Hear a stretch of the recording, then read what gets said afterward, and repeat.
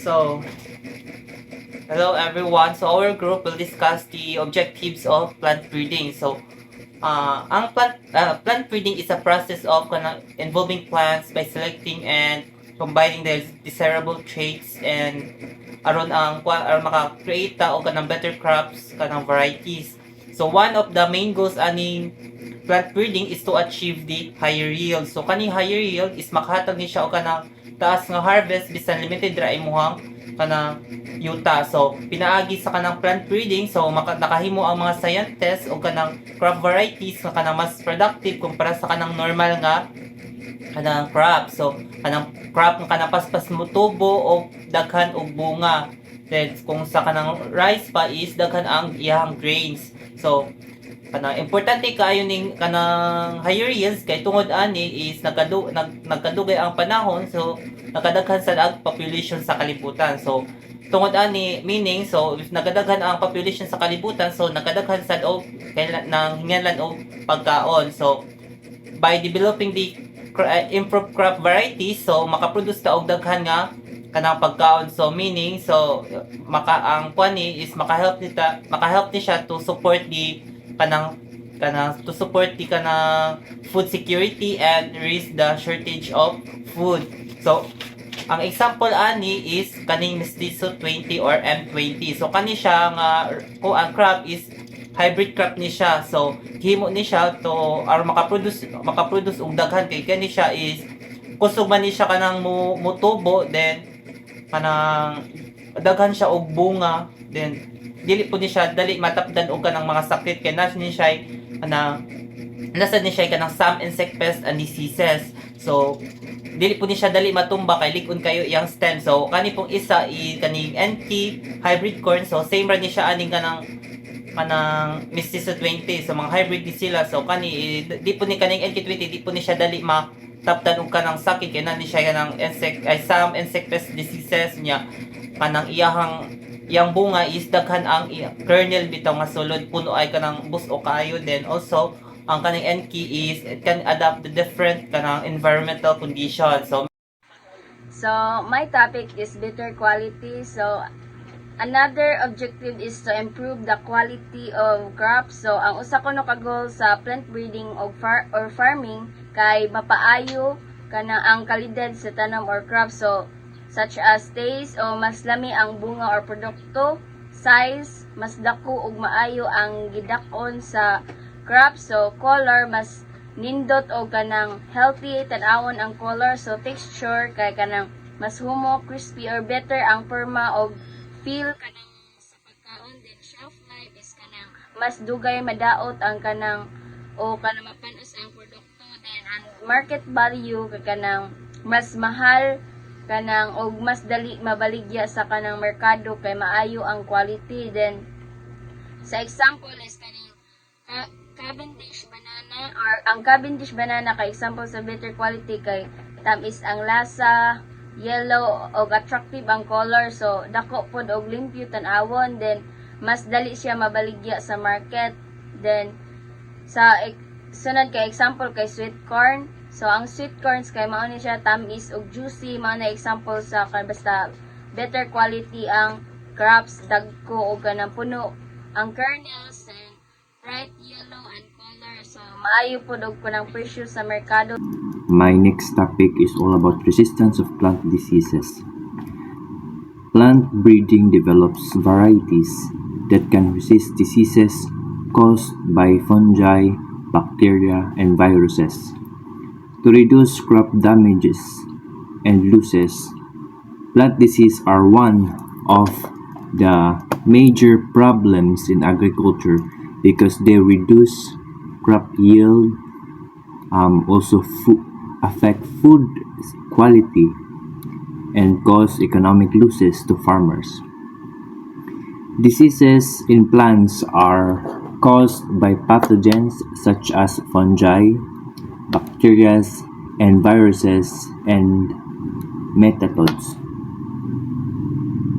To survive these harmful organisms, plants have developed different forms of diseases resistance.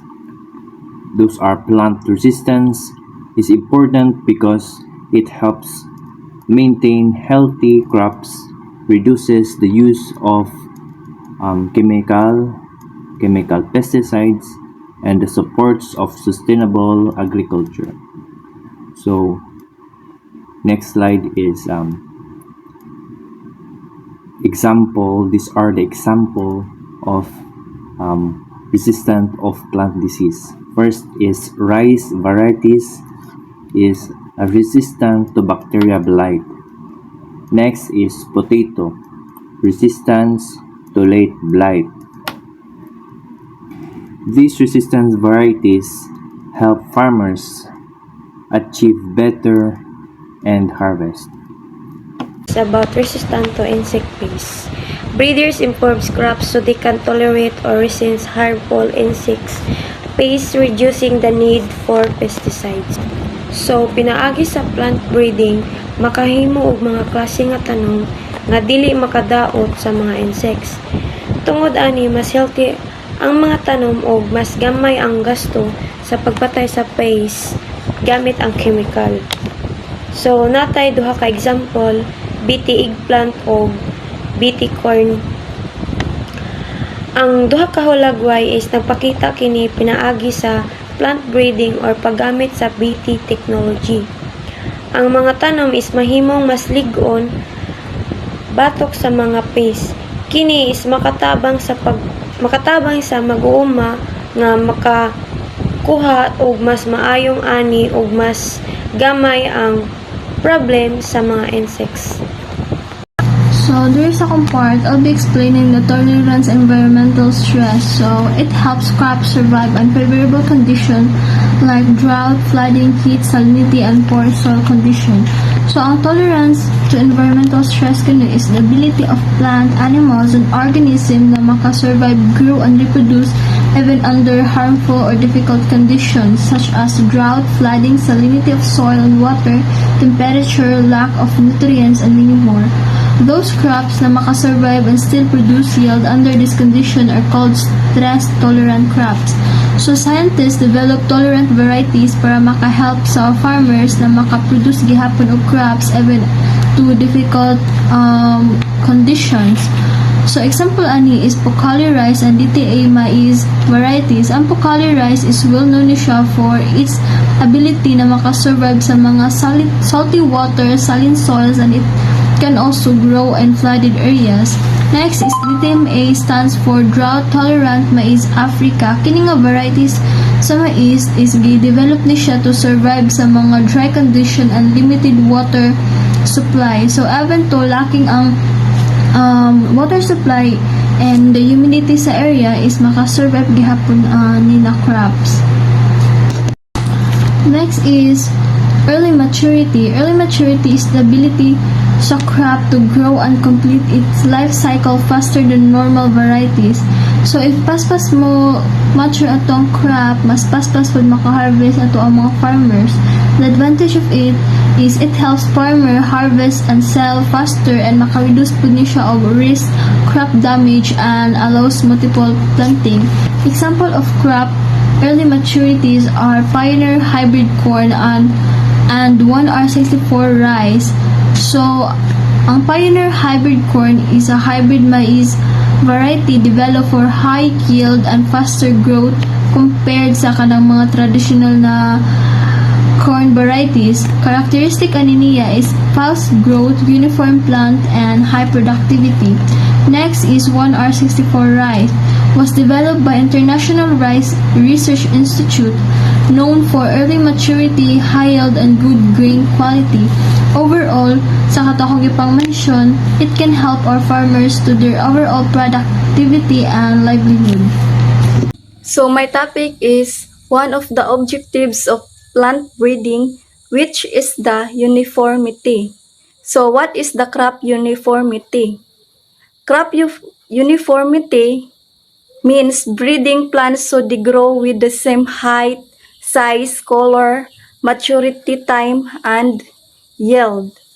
So ang kaning uniformity is uniformity sa height, size, color, maturity, and yield sa usa ka tanom.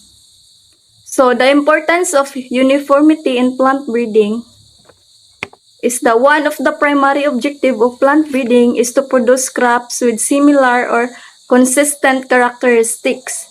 When breeders develop new plant varieties, they select traits that ensure the resulting plants look and behave nearly identically in the field so that they can grow with and mature at the same exact time. So, ang mga breeder is mupili sila sa uniform nga varieties nga ilang iselect para dungan sila arong dungan sila itanom, din dungan sila mo grow, din dungan pod sila mo kanang matured unya dungan sila harvest. So, uniformity is nakatabang ni Siza. Example for dakuan is year management. Farmers can apply water, fertilizer, and pest control to the entire field at all once. So example sa corn, if mag-harvest ang mechanical harvester, dali ra og smooth ra ang pag-harvest tungod kay pareho ra man katason ang punuan din kanang linya na pod ilahang kanang tupong ra ang mga bunga din linya ra pod. So kung sa tomato pod or kamatis, dali ra harveston tungod kay dili na siya time consuming. Pwede na lang mo harvest og usa ka adlaw. Dili na parehay nga tong tagi-tagi na siya nga kanang harveston tungod kay di siya magdungan og kanang hinog. So kuan po siya faster processing. So factories can automatically peel, slice, and pack uniform vegetable without jamming the machine. So tungod ingani is kuan po siya. Dali ra siya i-slice kay same size man siya, same height. So dali ra sa machine to siya ikanang ikuan. Wa na siya daghang buhaton, wa na ikanang silbing di na ag mga trabahante di na nila ikanang tagsa-tagsa pa di na nila i-arrange kay tungod kay pareha naman uniform naman siya sa size, sa color, then sa height. So, dili na maglisod. So, bitter cells. Tungod kay kasagaran sa mamalitay o mupalit kay magbase sila sa kanang kadakon or kaninduton sa mga palitonon samot na kung agkana nga variety is nindot tan-awon, hamis, ingana kanya. Samot na kung hybrid kay mao na palitonon sa mamalitay mo na kasagarang basihan nila kung mupalit sila. So, example ingani kay kaning example is the first is the hybrid corn. So sa hybrid corn hybridization allows breeders to cross-pollinate specific inbred parents lines resulting in offspring that exhibit hybrid vigor or near perfect genetic uniformity. So meaning ingani is kanang parent plants. So adto sila mukuha og kanang mga offspring arong syempre sa kintay ag parents plants is hybrid. So ag offspring jud nga to if cross pollinate to, so na jud siya kuan mo exhibit jud siya og hybrid vigor and kanang nearly perfect genetic uniformity. So mo sundog jud siya sa hybrid nga variety sa iyang parent plants with ang offspring. So every ear of corn fills out completely, grows to the exact same height, parehag height, and is ready for the combined harvester on the same day. Parehas po sila nga ikanang i-harvest. So kung ari po tas tomatoes which is the hybrid tomato. So this breed to ensure that every single tomato on the vine possesses the same deep red color, firm skin, and synchronized ripening timeline, making them ideal for commercial supply chains. So, hybrid tomatoes is kanang malagi to katong pareha sila gikuan po niyang same deep color, kanang red color, kanang nidot tan-awon, firm skin kanang murag gahi nga kanang gahi iyahang silbing gahi siya and synchronized ripening kanang dunga sila pa sa pagkahinog. making them ideal for commercial supply chains. Kanang nindot siya kanang kuan sa mga markets kay usa ra man siya dungan ra man siya din nindot pod tan-aw nang iyang kuan kay syempre hybrid plant man. So that's all. Thank you. Important provide intellectual value. Ang plants living tinausap sa pagtugo sa importanteng nutrition sa masa patingin na lunya sa pating para labataran sa mga usok pagkaon para sa mga tao o sa hayop. Example, golden rice na dunay siya dagdag vitamin A, quality protein means mas magtaas og protina. So, improved nutritional value is refers to enhancement of nutrient content sa karang crops pinaagi sa plant breeding. So, ang goal ani is to develop the crop varieties that can contain higher amounts sa vitamins, minerals, proteins, and other important nutrients that can ang maka-benefits is ang human and animals. So, pinaagi sa kanang through plant breeding. So, ang scientist nag-select na sila and nag-cross sa plants with desirable nutritional traits aron makaproduce og healthier and more nutritious crop. So, makahatag ni siya tabang sa reduce the malnutrition and nutrient deficiency sa tanan sa kalibutan. So, example ani is ang golden rice. So, kani is improved rice variety na ni siya that contains beta carotene which the body is converts into vitamin A. So, next is kaning quality protein maize. So, a type of corn ni siya with higher protein content and essential amino acid compared sa ordinary corn. So, it provides better nutrition for both animals and livestock. So, in conclusion, improved nutritional value through plant breeding is help create crops that are not only high yielding but also rich in essential nutrients needed for better health and nutrition. That's all. Thank you.